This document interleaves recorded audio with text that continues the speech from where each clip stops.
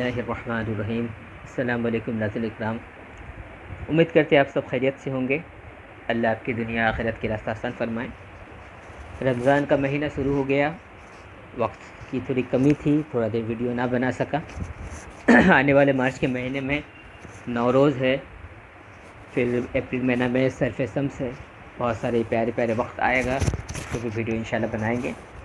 रमज़ान के महीने के लिए कुछ ख़ास अमलियात लेके आए हैं, कुछ ज़िक्र अज़कार लेके आए हैं जो आपको बहुत सारी फ़ायदा दे सकता है। तो रमज़ान तो ऐसे ही इबादत का महीना है, भरपूर इबादत करें। ख़ास करके जो अमलियात हम करते हैं, लोगों को देते हैं, वो आप लोगों को शेयर करते हैं। तो सबसे अव्वल जब रमज़ान की 13, 14, 15 तारीख आएगा, तो ये जो दुआ यहाँ पे लिखी हुई है, इसको कसरत से सब पढ़ा करें, क्योंकि इस दुआ की बरकत से आपकी ऊपर आई हुई आपकी गुनाहों की जो नहुसत होती है, यानी हम जो गुनाह करते हैं उसका एक सज़ा, एक नहुसत मेरे ऊपर छा जाती है, जो बाद में हमको कोई ना कोई मुसीबत में डाल देती है। किसी को हम नुकसान पहुँचाए, किसी पे जुल्म किए, किसी का हक मारे, कोई भी गुनाह जो हम लोग करते हैं उसकी एक नहुसत चाहती है। तो उस नहुसत को दूर करने के लिए रमज़ान की 13, 14, 15 को इस दुआ को, सुब्हानका या अल्लाह तआलत या रहमान अजिरना मिनन्नार या मुजीर, सुब्हानका या रहीम तआलत या करीम अजिरना मिनन्नार या मुजीर, इन दोनों दुआ को कसरत के साथ पढ़ें। मतलब अब तो ज़ुबान तर हो जाए, सारा दिन लातादात पढ़ते रहें। यूँ तो आप हर रोज़े के हर दिन को भी पढ़ सकते हैं, लेकिन ख़ास करके 13, 14, 15 को मैं इसलिए कह रहा हूँ क्योंकि ये अय्याम बीज का दिन होता है। नॉर्मली ये अय्याम बीज का दिन होती है, जो अय्याम बीज के बारे में जानते हैं उनको मालूम है। तो रमज़ान में अय्याम बीज की जो फजीलत होती है वो डबल हो जाती है या 10 गुना हो जाती है। तो ये दुआ को पढ़ा करें। दूसरा, 14 रमज़ान को आप ये लौह तैयार कर सकते हैं। ये कौन सी लौ है? ये लौ है रिज़्क़ की लौ है। ये लौ अगर आप तैयार करते हो या तावीज़ की शक्ल में भी अगर इसको बना लेते हो और अपने पास रखते हो, तो अल्लाह के फजल व करम से आपको पूरे 1 साल तक, यानी नेक्स्ट रमज़ान तक, नेक्स्ट रमज़ान की 14 तारीख तक आपको रिज़्क़ की तंगी नहीं आएगी। बस कामिल यकीन के साथ बनाना है और पहनना है। बेहतर होता है इसकी लौ बना लेना, यानी चांदी की प्लेट में इंस्क्रिप्ट करना, ठीक है। अगर मुमकिन ना हो तो ज़फ़रान और की गिलाब की स्याही से आप इसको तावीज़ बना के भी लिख सकते हैं। तरीक़ाकार क्या है? यहाँ पर देखिए, मैंने जो नंबरिंग दे दिया है, जैसे कि यहाँ पर सबसे अव्वल तो आपको ऊपर में बिस्मिल्लाह शरीफ लिखनी है। ये डायग्राम बनाना है, 3 बाई 3 खाना बनाना है। अच्छा, जहाँ पर 1 लिखी है वहाँ पर पहला नंबर फिल करेंगे, ये पहला नंबर है। जहाँ पर 2 लिखी है वहाँ पर 2 नंबर फिल कीजिएगा। जहाँ पर 3 लिखी है फिर 3 नंबर फिल कीजिएगा। इस तरह से 4, 5, 6 जिस तरह से नंबर डाला है वो उसी हिसाब से इस आदात को फिल करना है। और नीचे में आयत करीमा है, अल्लाहु लतीफ़ुन बिइबादिही यर्ज़ुक़ु मन यशाअ व हुवल क़वियुल अज़ीज़। अल्लाहु लतीफ़ुन बिइबादिही यर्ज़ुक़ु मन यशाअ व हुवल क़वियुल अज़ीज़। इस दुआ को यहाँ पे लिख देना। लिखने के साथ आपको 545 दफ़ा, ठीक है, 545 टाइम्स यही दुआ को आपको वेट करके इस पर दम कर देना है। अगर लौह बनाते हैं लौह पे दम कर देना है। इसके बाद इस तावीज़ को आपको पहन लेना है और इसी दुआ को, दुआ अब जूम करके भी देखोगे तो आपको पढ़ने में आसानी होगी। इसी दुआ को डेली आपके अदद के मुताबिक विर्द में रखें, और नहीं तो कम से कम 313 दफ़ा विर्द में रखें। डेली दुआ पढ़ें, अव्वल आखिर 7 दफ़ा दुरूद शरीफ पढ़ें और इस दुआ को पढ़ें और पढ़ के अपने ऊपर इस तावीज़ जो आप पहन के हो गले में, जो लौह पहन के उसके ऊपर दम करें और अल्लाह से फ़रियाद करें इस दुआ की, इस तावीज़ की फजीलत से आपके रिज़्क़ के रास्ता आसान करें। इंशाअल्लाह दिन दोगुनी चार चौगुनी आपकी तरक्की स्टार्ट हो जाएगी और रिज़्क़ की मशले जो आपकी ज़िंदगी से आस्ते आस्ते ख़त्म हो जाएंगे। बहुत ही बरकत वाले अमल है, मैं बहुत लोगों को दिया। दूसरी जो अमल है रमज़ान से रिलेटेड, वो है जिनको कर्ज़ के मसले हैं, जो लोग कर्ज़दार हैं, कर्ज़ से निजात पाना चाहते हैं, बहुत ज़्यादा कर्ज़ ले चुके हैं, अपने ज़िंदगी का एक कर्ज़ का डूबे हुए हैं, उन लोगों के लिए ये तावीज़ है, ठीक है। इस तावीज़ को आपको अर्की गुलाब और जफ़रान स्याही से लिखना है। आप खुद के भी लिए लिख सकते हैं, दूसरे के लिए भी लिख के दे सकते हैं। अगर कोई कर्ज़दार दोस्त है, कोई रिश्तेदार है, उनको भी आप ये दे सकते हैं। करना क्या है आपको, ये एक तावीज़ है, ये एक तावीज़ है, ये 1 है, ये 2, ठीक है। ये फ्रंट पे लिखाएगा एक नंबर, ये फ्रंट होगा और ये बैक पे होगा, ठीक है।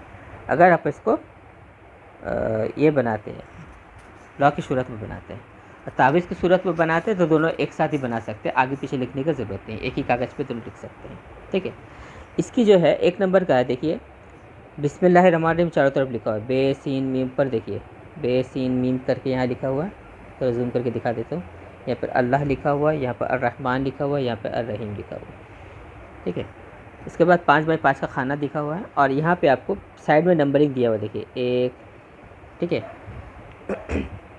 यहाँ पे देखिए 2, यहाँ पे 3। तो जिस तरह से नंबरिंग दिया हुआ है, ये नंबरिंग आपको लिखना नहीं है, बस उसी तरह इसको फिल करना है। जैसे कि वलक़द यहाँ लिखा हुआ है, 2 नंबर खाना आप देख लीजिए, यहाँ पर 141 लिखा हुआ है, 3 नंबर में 142 लिखा हुआ है। ठीक है, उसके बाद यहाँ पर चले आइए 143 4 नंबर खाने में लिखा हुआ। इस तरह से जो नंबरिंग सीरीज़ दिया हुआ उस सीरीज़ में इसको फिल करना है।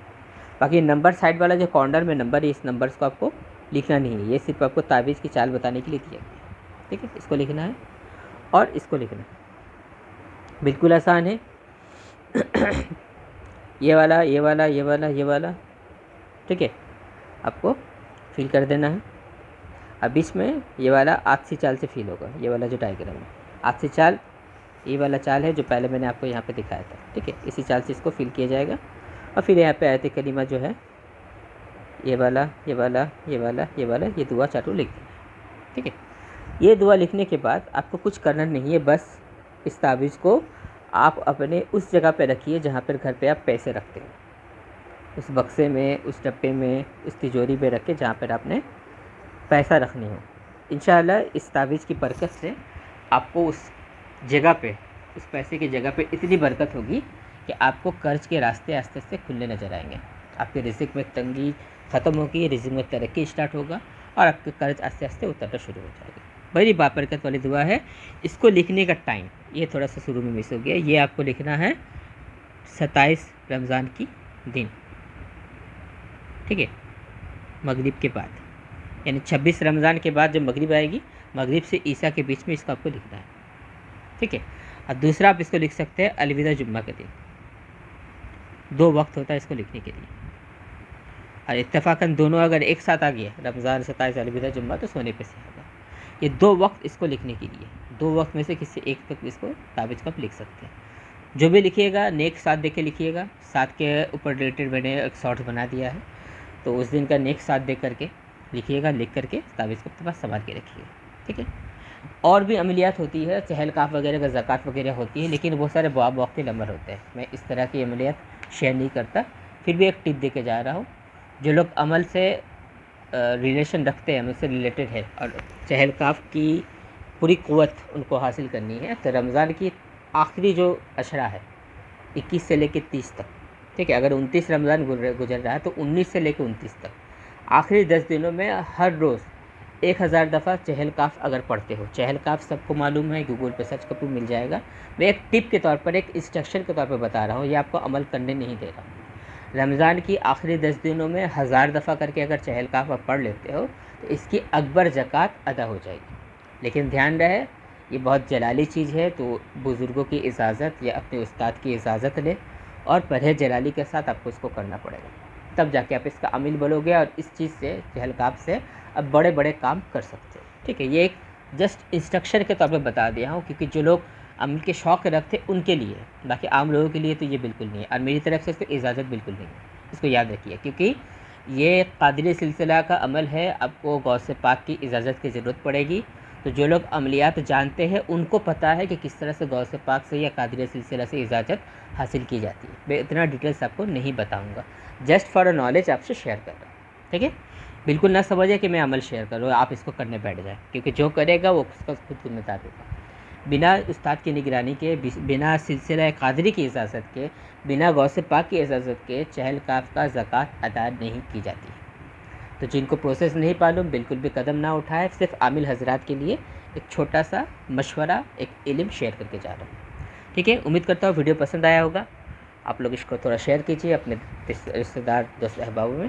तब तक के लिए जज़ाकल्लाहु खैर।